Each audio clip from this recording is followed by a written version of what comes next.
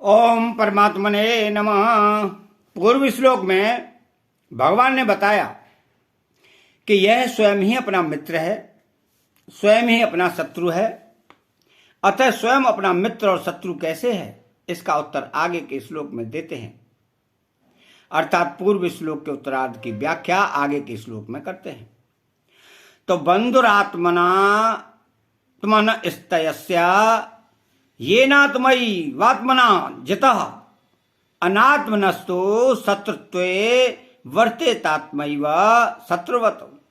अर्थात बंधुरात्मात्मनस्तस्य येनात्मैवात्मना जितः, अपने में अपने सिवाय दूसरों की सत्ता है ही नहीं।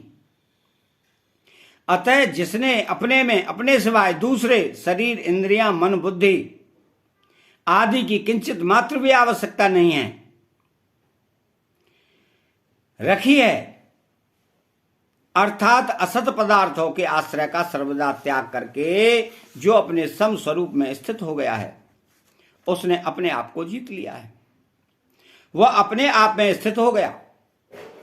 इसकी क्या पहचान है? इसका अंतःकरण समता में स्थित हो जाएगा, क्योंकि ब्रह्म निर्दोष और सम है। उस ब्रह्म की निर्दोषता और समता उसके अंतःकरण पर आ जाती है। इससे पता लग जाता है कि वह ब्रह्म में स्थित है। तात्पर्य यह निकला कि ब्रह्म में स्थित होने से ही अपने द्वारा अपने आप पर विजय प्राप्त कर ली है। वास्तव में ब्रह्म में स्थित तो नित्य निरंतर ही थी, केवल मन बुद्धि आदि को अपना मानने से ही उस स्थिति का अनुभव नहीं हो रहा है। तो संसार में दूसरों की सहायता के बिना कोई भी किसी पर विजय प्राप्त नहीं कर सकता, और दूसरों की सहायता लेना ही स्वयं को पराजित करना है। इस दृष्टि से स्वयं पहले पराजित होकर ही दूसरों पर विजय प्राप्त करता है। जैसे कोई अस्त्र शस्त्रों से दूसरे को पराजित करता है, तो वह दूसरों को पराजित करने में अपने लिए अस्त्र शस्त्रों की आवश्यकता मानता है। अतः स्वयं अस्त्र शस्त्रों से पराजित ही हुआ। कोई शास्त्र के द्वारा, बुद्धि के द्वारा शास्त्रार्थ करके दूसरे पर विजय प्राप्त करता है, तो वह स्वयं पहले शास्त्र और बुद्धि से पराजित होता ही है और होना ही पड़ेगा। तात्पर्य यह निकला कि जो किसी भी साधन से जिस किसी पर भी विजय करता है, वह अपने आप को ही पराजित करता है।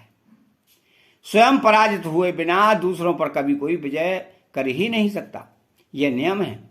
अतः जो अपने लिए दूसरों की किंचित मात्र भी आवश्यकता नहीं समझता, वही अपने आप से अपने आप पर विजय प्राप्त करता है, और वही स्वयं अपना बंधु है। तो अनात्मनस्तु शत्रुत्वे वर्तेतात्मैव शत्रुवत्। तो जो अपने सिवाय दूसरों की अर्थात शरीर, इंद्रियां, मन, बुद्धि, धन, वैभव, राज्य, जमीन, घर, पद, अधिकार आदि की अपने लिए आवश्यकता मानता है, वही अनात्मा है। तात्पर्य है कि जो अपना स्वरूप नहीं है, आत्मा नहीं है, उसको अपने लिए आवश्यक और सहायक समझता है तथा उसको अपना स्वरूप मान लेता है। ऐसा अनात्मा होकर जो किसी भी प्राकृत पदार्थ को अपना समझता है, वह आप ही अपने साथ शत्रुता का बर्ताव करता है। यद्यपि यह समझता है कि मन बुद्धि आदि को अपना मानकर मैंने उन पर अपना आधिपत्य कर लिया है, उन पर विजय प्राप्त कर ली है, तथापि वास्तव में उनको अपना मानने से वह खुद ही पराजित हुआ है। तात्पर्य यह निकला कि दूसरों से पराजित होकर अपनी विजय समझता ही अपने साथ शत्रुता का बर्ताव करता है। शत्रुत्व कहने में भाव यह है कि जो अपना नहीं है, उससे मैं और मेरापन का संबंध मानना अपने साथ शत्रुपने में मुख्य हेतु है। इससे यह सिद्ध हुआ कि स्वयं प्रकृति जन्य पदार्थों के साथ अपना संबंध स्थापित कर लेता है, यहीं से शत्रुता शुरू हो जाती है। और मनुष्य प्राकृत वस्तुओं पर जितना जितना अधिकार जमाता चला जाता है, उतना उतना वह अपने आप को पराधीन बनाता चला जाता है। उसमें भी वह मान, बड़ाई, कीर्ति आदि चाहता है और अधिक से अधिक पतन की तरफ जाता है। उसको दिखता तो यही है कि मैं अच्छा कर रहा हूं, मेरी उन्नति हो रही है, पर बात बिल्कुल उल्टी है। वास्तव में वह अपने साथ अपनी शत्रुता को ही बढ़ा रहा है। बड़े आश्चर्य की बात है कि जो मानव शरीर जड़ता का सर्वदा त्याग करके केवल चिन्मयता की प्राप्ति के लिए मिला है, उसको भूलकर वह वर्तमान में अपने मरने के बाद भी मूर्ति, चित्र आदि के रूप में अपना नाम रूप कायम रहे, इस तरह जड़ता को महत्व देकर उसको स्थिर रखना चाहता है। इस तरह चिन्मय होकर भी जड़ता की दास्ता में फंसकर वह अपने साथ महान शत्रुता का ही बर्ताव करता है। शत्रुवत कहने में भाव यह है कि शरीर, इंद्रियां, मन, बुद्धि आदि को अपनी समझकर वह अपने को उनका अधिपति मानता है, परंतु वास्तव में हो जाता है उनका दास। यद्यपि उसका बर्ताव अपनी दृष्टि से अपना अहित करने का नहीं होता, तथापि परिणाम में तो उसका अपना अहित ही होता है।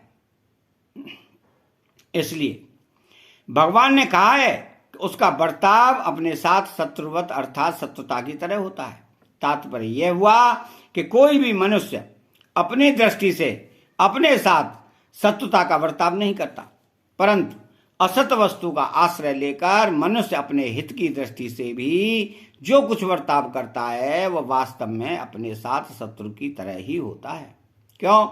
असत वस्तु का आश्रय परिणाम में जन्म मृत्यु रूप महान दुख देने वाला है। इसके परिशिष्टि भाव में शरीर में मैं मेरापन न रहे तो आप ही अपना मित्र है, और शरीर को मैं मेरा माने तो आप ही अपने शत्रु की तरह है। अर्थात अनात्मा को सत्ता देने से उसका परिणाम शत्रु की तरह ही होगा।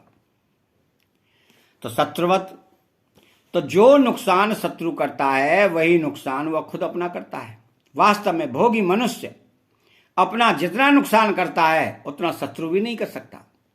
वास्तविक दृष्टि से देखा जाए तो शत्रु के द्वारा हमारा भला ही होता है, वह हमारा बुरा कर ही नहीं सकता, कारण कि वह वस्तुओं तक ही पहुंचता है, स्वयं तक पहुंचता ही नहीं। अतः नाशवान के नाश के सिवाय और वह कर ही क्या सकता है। नाशवान के नाश से हमारा भला ही होगा। वास्तव में हमारा नुकसान हमारा भाव बिगड़ने से ही होता है। अतः चैनल को सब्सक्राइब करें, बेल आइकन घंटी को दबाएं और कमेंट बॉक्स में जय श्री कृष्णा लिखें। बोलो जय